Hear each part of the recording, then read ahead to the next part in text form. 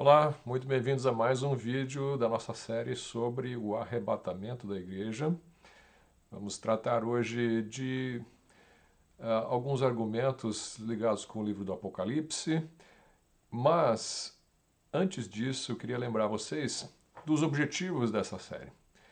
Primeiro, essa série não tem o objetivo primordial de te convencer do arrebatamento pré-tribulacional. Você sabe, eu tenho apresentado aqui uma comparação entre o pré-tribulacionismo e o pós-tribulacionismo. São duas visões com base bíblica. Uma eu creio que tem base melhor do que a outra, que é o pré-tribulacionismo, mas nós não temos nessa série um propósito primordial de te convencer do pré-tribulacionismo, embora isso seja também um dos objetivos, porque existe uma razão bíblica para isso. Mas o primeiro motivo é a primeira razão da série, né, é você ter contato, se você não conhece tanto o pré-tribulacionismo, você ter contato com essa linha teológica e você conhecer qual é a base bíblica dela. Por quê?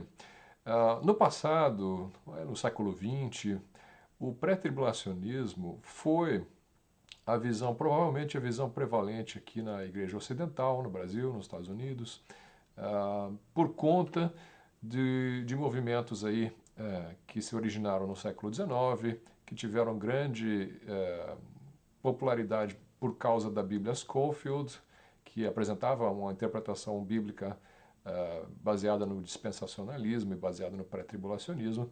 Então, ficou bastante popular e houve aquela série de livros deixados para trás e filmes. E você tem aí também, entre os assembleianos principalmente, na Assembleia de Deus tem o pré-tribulacionismo como sendo, dentro do seu estatuto de fé, né, eles são uma igreja confessionalmente pré-tribulacionista, e os batistas, então, também tinham bastantes igrejas que seguiam essa linha. Os batistas nunca fecharam com o pré-tribulacionismo, mas ela foi bastante popular aí no século XX. De uns tempos para cá, o pós-tribulacionismo ganhou bastante espaço, principalmente com o crescimento da teologia reformada na internet, né? A teologia reformada é pós-tribulacionista por natureza. Então essa visão acabou ficando bastante popular aí nos últimos anos, também pós-tribulacionismo, que era prevalente na igreja ao longo da Idade Média, Idade Moderna também, né? Então a Igreja Católica Romana é pós-tribulacionista, ou na verdade ela é amilenista, não sei exatamente o que a Igreja Católica Romana fala sobre a Grande Tribulação, mas tipicamente os católicos e os reformados, né, a reforma protestante, seguiu mais ou menos a escatologia da Igreja Católica em termos de amilenismo e com a diferença, evidentemente, que os protestantes entendiam que o papado era o anticristo, né? Mas a visão pós-tribulacionista está mais ligada com essa linha aí que vem da reforma, né? E o dispensacionalismo, ele começa ali no século XIX com John Darby e os Plymouth Brethren e fica bastante popularizado nos Estados Unidos com a fundação do Seminário Teológico de Dallas. Então ele ganha bastante espaço, principalmente a partir do século XIX, né? Com base nisso, aqueles que defendiam uma teologia baseada mais na história da igreja durante a Idade Média, né? Essas raízes na Idade Média, na Idade Moderna, do amilenismo e do pós-tribulacionismo, costumavam, ou costumam ainda hoje, né, combater o dispensacionalismo e o pré-tribulacionismo, muitas vezes como se fosse uma heresia, né? Como se você aguardasse a vinda de Jesus Cristo para hoje, isso fosse uma heresia, porque é claro que a igreja vai passar pela grande tribulação, isso na opinião de alguns, né, na opinião dos pós-tribulacionistas. Então, o objetivo principal desta série é desmistificar o pré-tribulacionismo, para que você conheça essa linha como tendo base bíblica. Ela não é uma linha inventada aí no século XIX. Em outro vídeo a gente vai trabalhar um pouquinho sobre a história do pré-tribulacionismo, né? Alguns textos antigos a respeito disso, mas é uma linha que tem uma base bíblica, então que você conheça essa base bíblica. Ainda que você não compre o argumento, ainda que você não compre a base que eu estou apresentando, você vai saber que ela não é simplesmente fruto de uma imaginação de algumas pessoas aí recentemente, mas ela tem sólida base escritural e você vai saber então como comparar essa interpretação dispensacionalista, pré-tribulacionista, com a interpretação aí de outros ramos da teologia bíblica, né, da teologia que é encontrada nas igrejas, principalmente nas igrejas evangélicas. E essa então é uma das razões. A outra razão é estimular você, aí sim, tentando te convencer do pré-tribulacionismo, é estimular você a estar sempre aguardando a vinda de Cristo. Porque eu penso que é um ensino claro, bíblico, que a igreja deve estar sempre olhando para o alto, aguardando Jesus Cristo que nos livra da ira vindoura. Já tratamos sobre este texto em outro vídeo, mas eu creio, realmente estou convicto de que é a vontade de Deus que a igreja esteja sempre vigiando, sempre aguardando a volta de Jesus Cristo para arrebatar a sua igreja. E se você adota uma posição pré-milenista, mas pós-tribulacionista, então você vai esperar que o anticristo se manifeste primeiro, que a grande tribulação venha e você passe pela grande tribulação, para só então você começar a pensar na vinda de Cristo, né? Se Jesus Cristo só vem no final da tribulação, então não vou me preparar para este evento agora. Eu sei que ele não vai acontecer, se é que o pós-tribulacionismo está correto, né? Inclusive, eu já conversei com pastores que falavam que eu acho que Jesus Cristo ainda vai demorar muito, talvez milhares de anos para voltar, e eu prefiro pensar assim, né? Eu prefiro pensar que vai demorar muito, né? Então, esse vídeo é para você que não está aguardando a vinda de Cristo, né? Que você, seja lá a posição que for que você tem a respeito do arrebatamento, mas você não está aguardando a vinda de Cristo, você não está vigiando, você não acha que ele pode voltar hoje. E eu queria começar, então, mostrando um texto de Apocalipse 22. Eu creio que a iminência da vinda de Cristo é um forte argumento em favor do pré-tribulacionismo. Jesus Cristo pode sim voltar a qualquer momento e nós devemos sempre estar vigiando e aguardando esse momento. Então, hoje esteja pronto para se encontrar com o teu Salvador. Apocalipse capítulo 22, versículo 12, no finalzinho do livro de Apocalipse, você vai ver Jesus falando o seguinte: E eis que cedo venho, e o meu galardão está comigo, para dar a cada um segundo a sua obra. Então, aqui já tem uma ideia da iminência da vinda de Cristo. Cedo venho. Ele não vai demorar. Claro que esse cedo é no tempo de Deus, né? Você não sabe quando, ninguém sabe quando ele vem. Ele pode até demorar aos nossos olhos, pode estar se atrasando aos nossos olhos, mas na verdade a Bíblia diz que ele vem cedo, que significa que você deve estar sempre esperando, deve estar sempre alerta, sempre pronto. E o que ele vai fazer quando ele vier? Ele vai trazer o galardão. O galardão é o presente, o prêmio que ele vai trazer para a sua igreja, né? Nós sabemos que a Bíblia fala do tribunal de Cristo, onde cada um de nós será julgado conforme o que de bem ou mal tiver feito por meio do corpo. E este texto, esse julgamento, é para a sua igreja, não é para os ímpios, não é para a condenação, é para aprovação, mas para recompensas, né? Recompensas daqueles que forem fiéis ao Senhor enquanto estão aqui vivos na terra, né? Ele está dizendo que ele vai trazer esse galardão. Nós vamos falar sobre esse galardão ainda nesta série, mas é bem cedo, né? E no versículo 17, e o Espírito e a esposa dizem: Vem. E quem ouve, diga: Vem. E quem tem sede, venha. E quem quiser, tome de graça da água da vida. Evidentemente, se você ainda não bebeu da água da vida, se você não creu em Jesus Cristo como seu Salvador, você ainda não está dizendo vem, né? Você ainda está com medo do porvir, né? Daquilo que você não conhece. Mas para aqueles que já experimentaram da água da vida, eles podem confiantemente dizer com o Espírito Santo: Vem, Senhor Jesus. Né?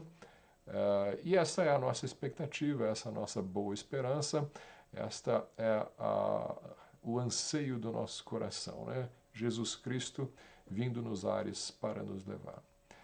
Bom, então aqui temos a iminência proclamada no finalzinho da Bíblia, e você sabe que se você ouve que você vai ser visitado por alguém, algum colega seu diz que vai te visitar, geralmente você vai preparar a sua casa, né? Você vai se aprontar, vai arrumar a casa. Não que a sua casa não deva estar arrumada, a casa deve estar sempre arrumada, né? Mas quando você tem uma visita, geralmente você dá aquele trato especial, né? E você vai preparar uma refeição diferenciada, muitas vezes, né?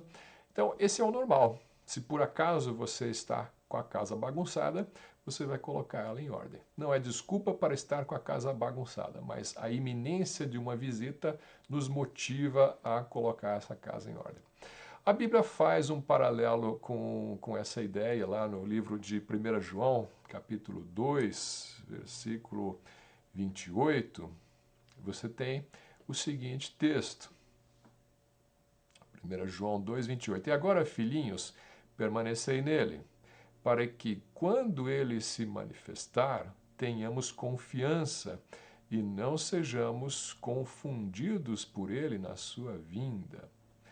Algumas traduções dizem que não nos envergonhemos na sua vinda, né? Então, está dizendo, olha, permaneça nele, ande nos caminhos do Senhor. Ele vai dar, ao longo do livro de 1 João, várias maneiras de você saber que você está permanecendo nele, né? Não vou entrar nessa discussão agora, mas você deve andar com Deus. Você deve manter a sua casa em ordem. Você deve estar preparado.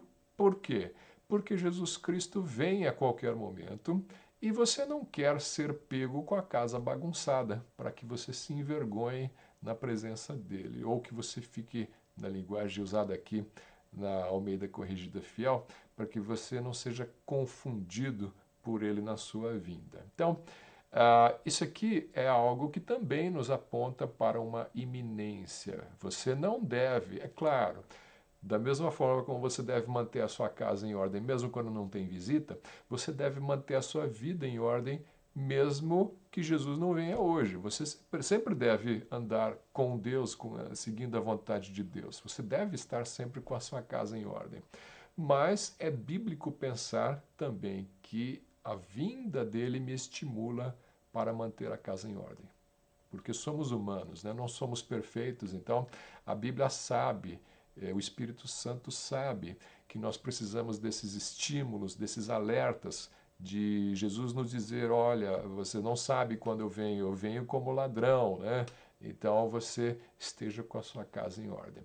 Se eu soubesse que ele não vem, eu relaxaria e poderia ter a tentação de deixar a casa bagunçada. Então, é muito claro que a Bíblia sempre nos coloca este ponto de você não saber se ele vem hoje ou não vem, para que você esteja sempre com a casa em ordem. Então, se ele só vem ao final da tribulação, você perde totalmente esse argumento bíblico. Esse argumento bíblico já não funciona mais, porque se o anticristo não apareceu, se o acordo de paz em Israel não foi assinado, se os selos não foram abertos, se as trombetas não foram tocadas, se as taças não foram derramadas, então Cristo não vem agora, né?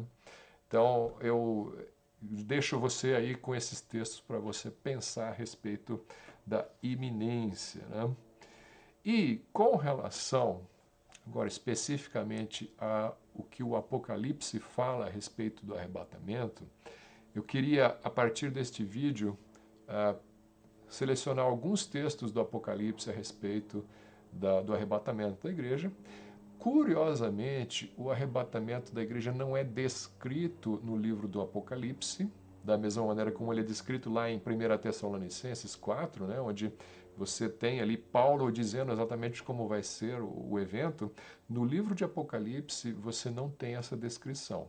O arrebatamento, na verdade, nem é descrito e você não tem ali uma visão de João a respeito do arrebatamento. O que você tem no livro de Apocalipse, nem pré-tribulacionista, nem pós-tribulacionista, nem meso-tribulacionista. Você não tem a igreja subindo ali claramente no Apocalipse. Mas você tem as marcas do arrebatamento ao longo do livro. Né? Você vai ver a igreja nos céus. Então você sabe que o arrebatamento aconteceu. Só que não tem a descrição do evento. Né? Por alguma razão, o Espírito Santo não quis revelar isso neste livro. Você tem os outros livros da Bíblia para falar sobre o arrebatamento. Né? Mas existe o arrebatamento no Apocalipse, de uma maneira como uma promessa e de uma maneira como uma evidência. Você percebe a evidência do arrebatamento ali no livro de Apocalipse, apesar de não estar explícito.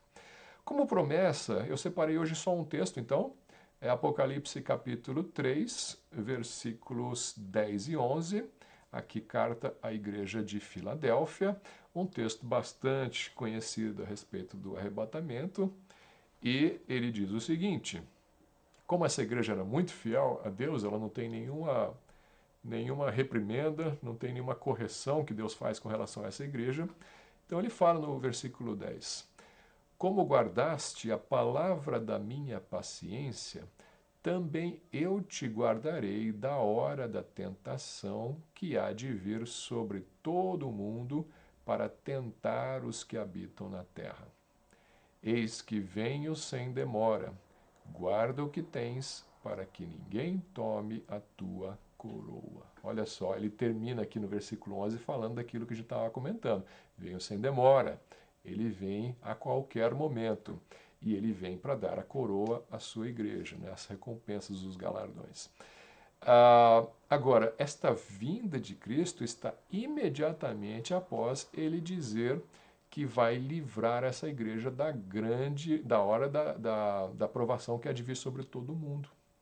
Então, essa vinda de Cristo está ligada com essa promessa. No versículo 10 ele diz: eu te guardarei da hora da tentação, algumas traduções dizem provação, que há de vir sobre todo o mundo para tentar os que habitam na terra. A palavra tentação e a palavra provação no grego eles têm a mesma palavra, então você pode traduzir ou como tentação ou como provação.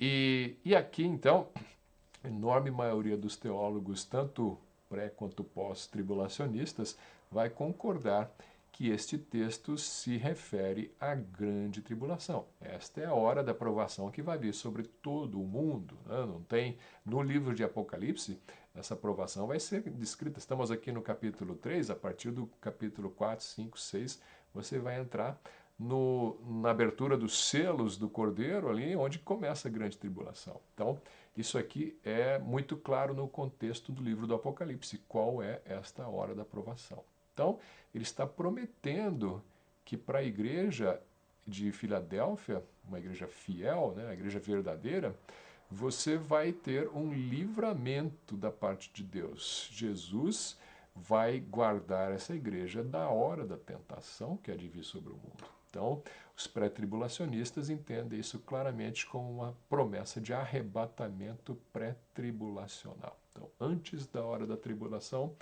Deus ou Jesus vai levar a sua igreja, né? Em comparação com os textos de 1 Tessalonicenses, é Jesus Cristo que nos livra da ira vindoura. Né? Deus não nos destinou para a ira. Então, essa grande tribulação aí está associada com um livramento prévio da parte de Cristo, e esse livramento está ligado no versículo 11 com a vinda do Senhor Jesus. Então, ele vem sem demora para nos livrar da hora da grande tribulação. Bom, os pós-tribulacionistas costumam dizer que a interpretação aqui seria de que Jesus Cristo vai nos guardar durante a grande tribulação, mas não vai nos arrebatar do mundo durante a tribulação ou antes da tribulação. Né? Então eles entendem que aqui é uma promessa de que ele vai guardar, mas não vai arrebatar necessariamente. Essa interpretação é problemática porque ela não tem nada a ver com a vinda de Cristo, né? E o versículo 11 logo fala da vinda de Cristo, insinuando aí uma conexão com esse livramento, né? Então Jesus não precisaria vir se a igreja vai ficar, né? E, por outro lado, o texto também não diz que Jesus vai nos guardar na hora da tentação. diz que ele vai nos guardar da hora da tentação. Isso está em todas as traduções. Aí dizem que a melhor forma realmente de se traduzir o texto hebraico é essa construção. Ele não vai só me livrar da tentação, ele não vai me livrar na hora da tentação, ele vai me livrar da hora da tentação. Então, do período da tentação. Eu não vou passar por esse período. Como que eu posso não passar por um período de tentação? Se eu não estiver no meio da tentação, né? Então, isso aqui faz coro com os outros textos pré-tribulacionistas que eu tenho mencionado em vídeos passados. Né? Esse aqui é um texto forte a favor do pré-tribulacionismo. Até porque, se você for ler a descrição da grande tribulação apresentada no livro de Apocalipse, você vai ver que a igreja fiel ela não vai ser guardada da perseguição. Ela vai sofrer a perseguição do anticristo,